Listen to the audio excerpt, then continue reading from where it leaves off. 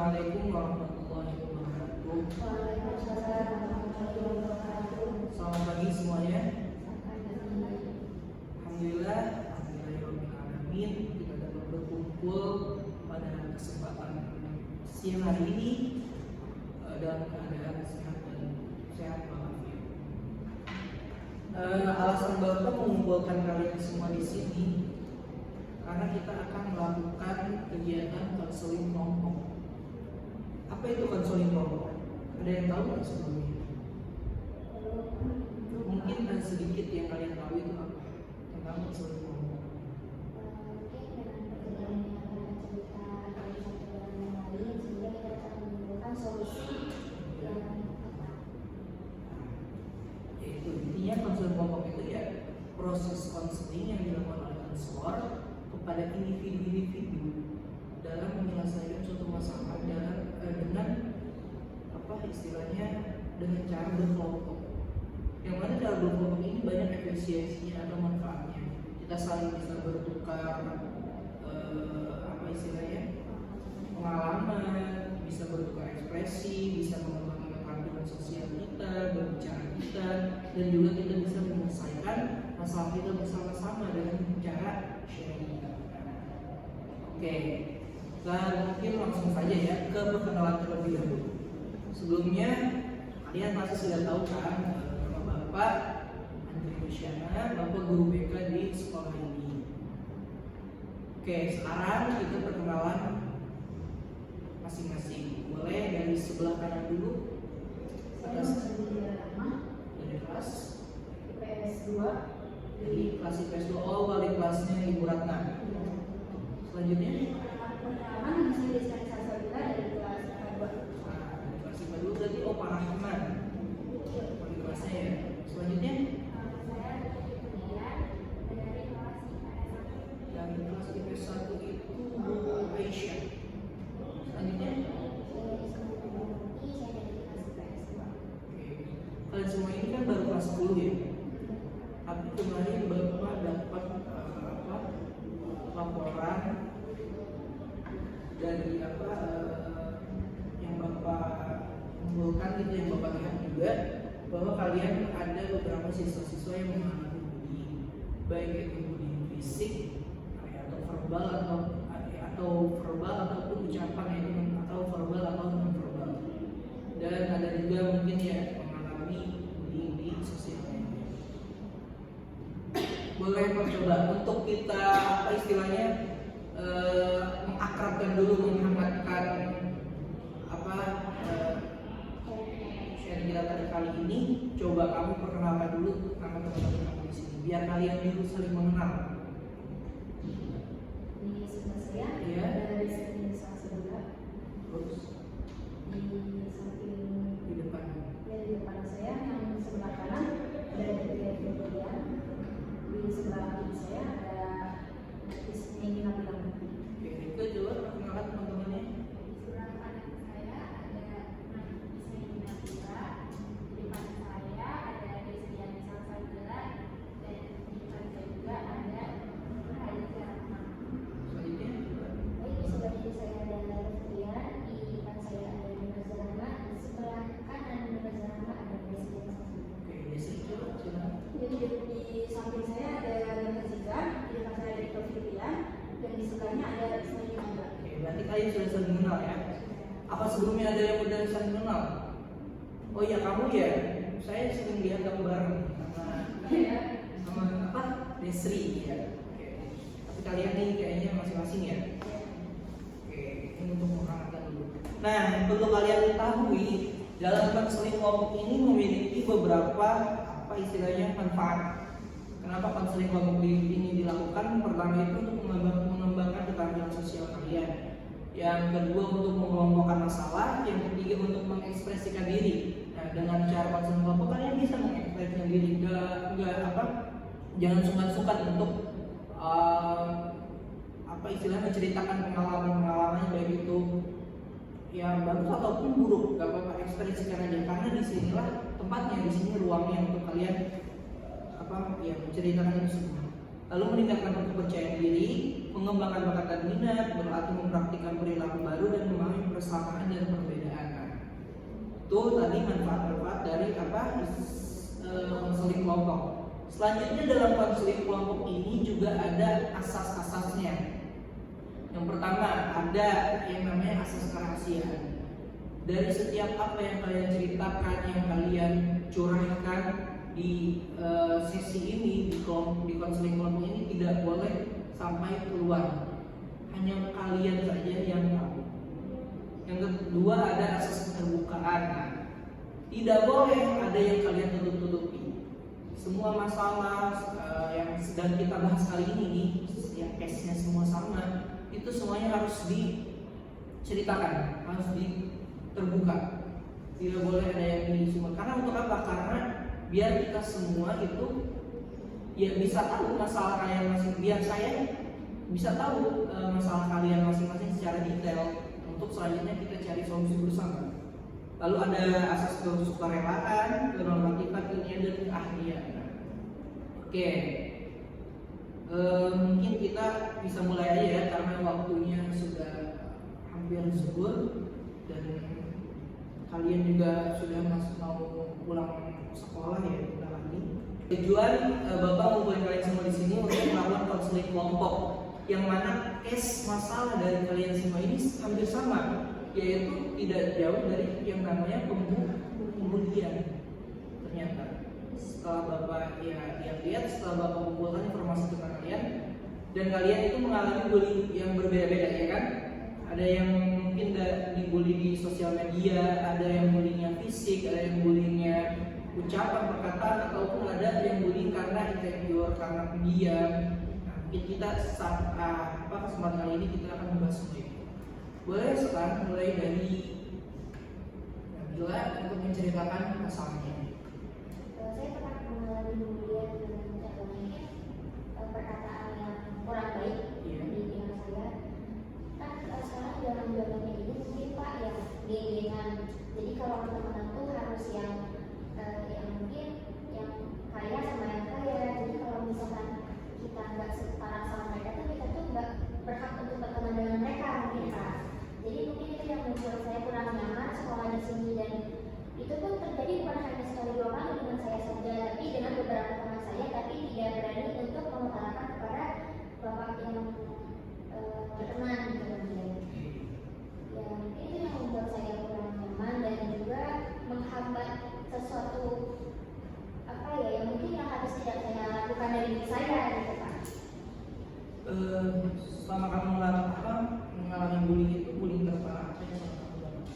Mungkin dengan perkataan yang dia tidak pantas untuk diucapkan, dengan contoh maaf dengan kamu tuh gak salah sama kita, kamu tuh orang gak punya. Berarti kalau boleh tahu berarti di sini kamu mengalami bullyingnya itu case-nya ekonomi. Ya betul. Kamu boleh tahu siapa aja yang bullyingnya? Mungkin ada beberapa yang mungkin Mungkin satu aja yang jadi patokannya. Kayaknya Vina sih Pak mungkin. Ada lagi yang cerita? Cukup dulu. Oke, kita lanjut dulu ke Rike. Ceritakan pengalaman apa yang kamu alami. Saya pernah dibully Pak di kelas sama teman-teman saya, karena mungkin pas awal masuk sekolah tuh saya terlalu pendiam, saya juga susah berinteraksi dengan teman sekelas. Bahkan saya tuh cuma punya teman kurang lebih 5 orang saja di kelas, dan selanjutnya hanya teman-teman kelas saja. Mereka tuh kayak mengejek saya, kayak kok nggak bisa ngomong, kok nggak ngomong gitu, kayak kok interaksinya terbatas banget sama itu aja gitu Pak. Sifat kamu yang pendiam ini itu udah dari lama atau pas di sekolah ini aja? Mungkin udah dari lama. Udah dari lama. Oke. Kamu merasa pernah apa istilahnya berusaha nggak untuk menjadi pendiam itu? Berusaha Pak. Saya berusahanya tuh naikin nilai saya sampai saya tuh dapat peringkat di kelas, dan baru di titik itu saya diambil sama teman. Oh oke, Bapak IC. Berarti mungkin itu lebih ke orang-orang udah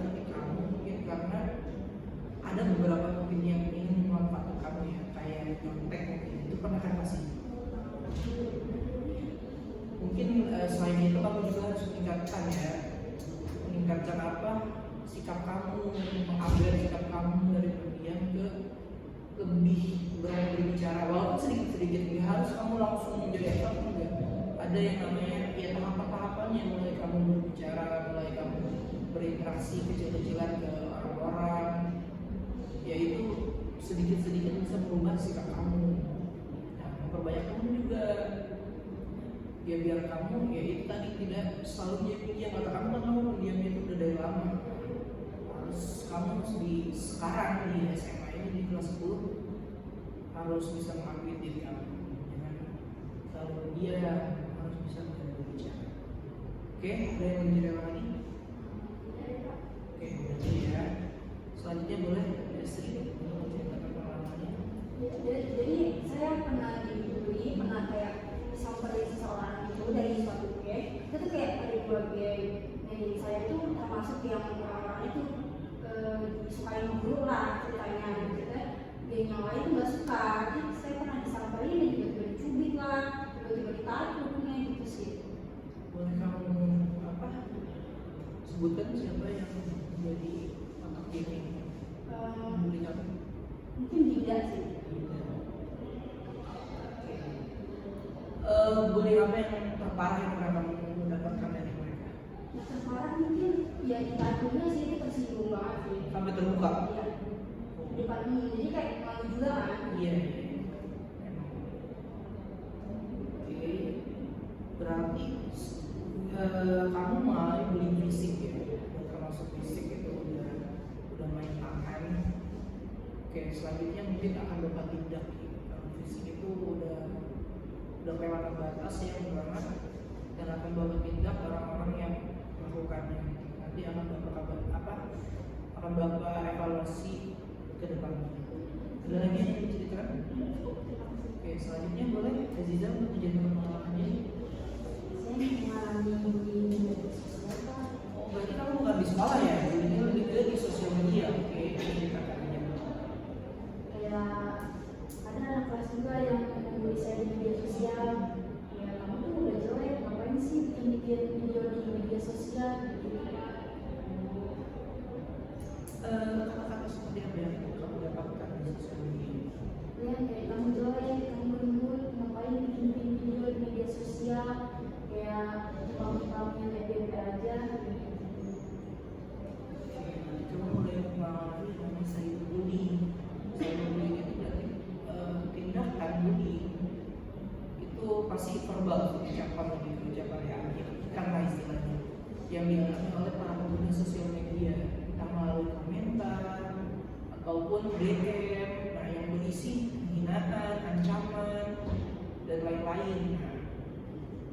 Oke, mungkin di sesi kali ini kita akan membahas dulu ya masalahnya Aziza, karena mungkin banyak juga yang melakukan ini, dan ini menjadi perhatian utama karena apa? Karena ya pengguna sosial media terbanyak itu kita, Gen Z atau ya anak-anak SMA ini terutama. Mungkin kita akan bahas kali ini. Kata kamu bagaimana sih buat kita menghindari cyberbullying ini gitu? Kayak apa sih hal-hal yang harus kita lakukan? Kayak Kalau di sosial media kan pasti kita mengupload sebuah tanda atau konten yang berhubungan dengan apa yang kita lakukan kan. Jadi sebenarnya sih cyberbullying itu tergantung dengan apa yang kita sampaikan kepada publikasi gitu. Jadi kan mereka yang menilai. Jadi orang yang mengkritik kita itu tidak semuanya itu positif gitu. Jadi sebaik apapun yang kita lakukan dalam konten, kalau ada beberapa orang yang tidak suka, itu pasti cenderung tidak baik belakangnya. Mungkin dengan tadi dengan cara mengata-ngatai atau mengolok-olok, mungkin sampai dengan mencibir fisik, hingga mungkin bahkan dengan background ekonomi atau background keluarganya pun akan terseret dalam satu konten itu. Jadi sebagai kepada pengguna yang baik mungkin jangan terlalu apa ya, berlebihan. Iya, berlebihan. Bermain media sosial itu harus punya batasan. Jangan sampai kita berlebihan, apalagi kayak oversharing, terus ya berlebihan. Jadi jangan sampai kehidupan nyata kita itu justru apa ya kebawa ke sosial media. Nah itu kita harus batasi. Oke, mungkin itu saja ya. Pertama, dalam bermedia sosial itu kita harus bijak ya. Bijak dalam arti jangan sampai semua kehidupan kita itu di-up di sosial media. Selanjutnya itu kita harus batasi waktu kita dalam bermain media sosial. Jangan sampai kita lupa waktu.